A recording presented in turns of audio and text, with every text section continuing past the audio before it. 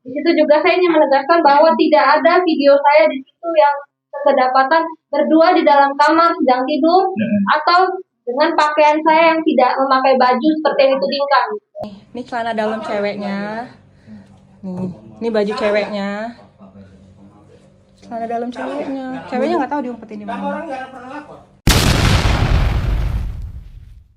Ya Pak, dengan Bapak siapa ini Pak?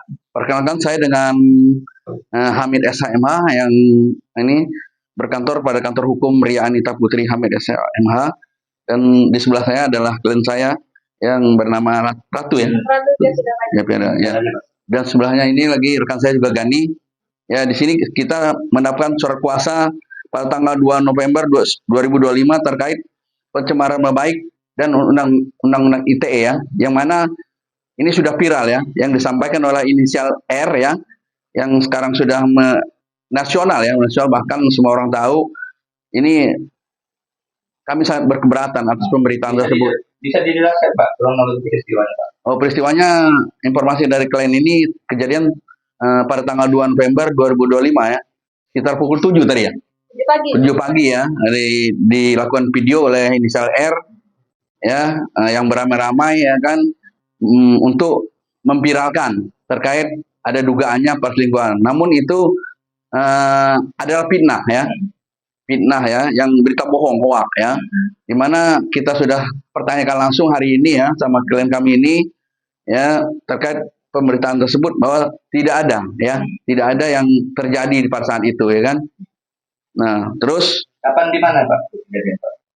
Tadi di daerah Kedaton ya, masalah saya untuk jelasnya saya tidak tahu persis ya, karena saya juga berkantor juga di sana di Tangerang ya. Jadi hari ini saya menyempatkan diri untuk mendampingi klien saya Ratu Jafira Fajri ini, yang mana dia sudah dicemarkan nama baiknya, bahkan reputasinya. Jadi kami pada tanggal berapa telah melayangkan somasi pada tanggal 3 November 2025, dan kami mengundang itikat baik dari inisial R ini untuk hadir di kantor kami.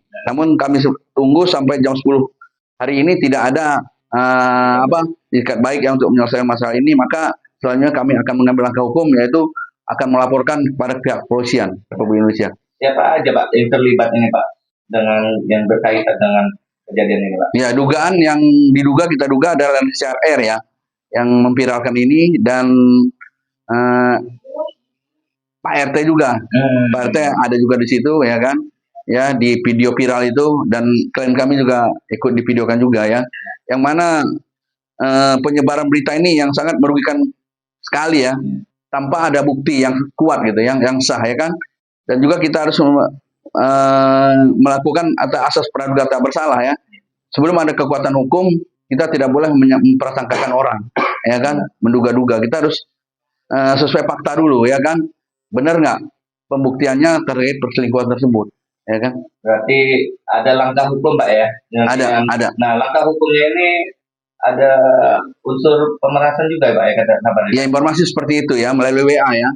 WA-nya berbunyi, kalau saya hapus saudara akan kasih mau apa gitu aja kalau saya baca di WA tadi. Berarti laporan yang akan diajukan ini ada 2 pasal, ITE dan ya, mungkin begitu kan kita laporkan.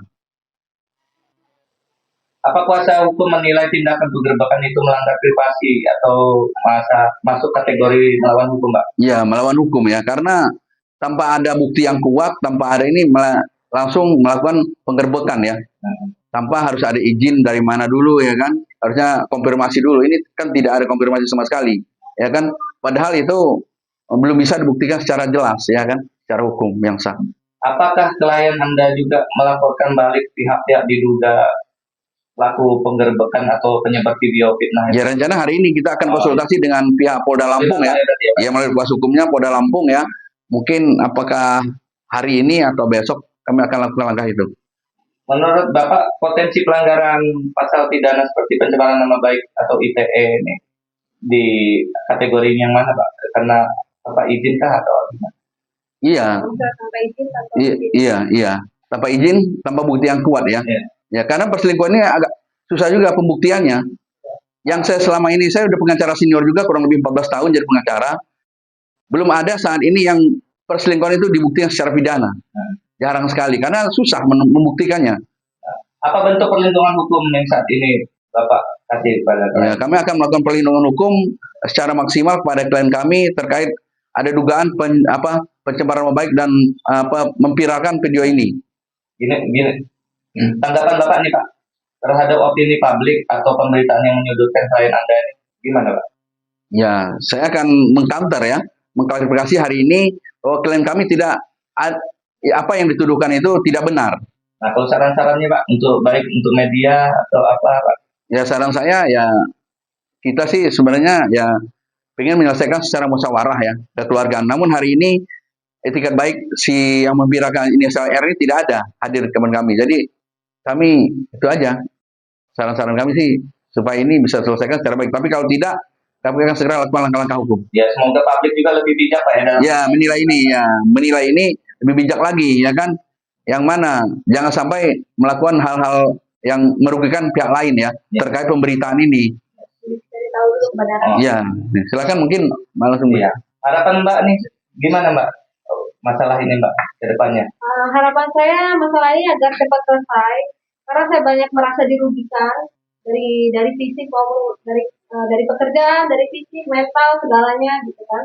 Di situ juga saya ingin menegaskan bahwa tidak ada video saya di situ yang kedapatan berdua di dalam kamar sedang tidur atau dengan pakaian saya yang tidak memakai baju seperti yang ditudingkan.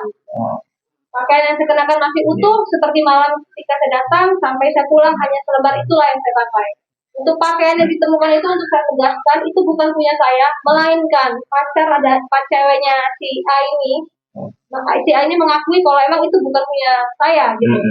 Dan terkait si R ini juga sudah mengetahui bahwa banyak perempuan yang sering keluar masuk di kosan tersebut. Terkait utang piutang itu Mbak, jadi tujuannya ke sana.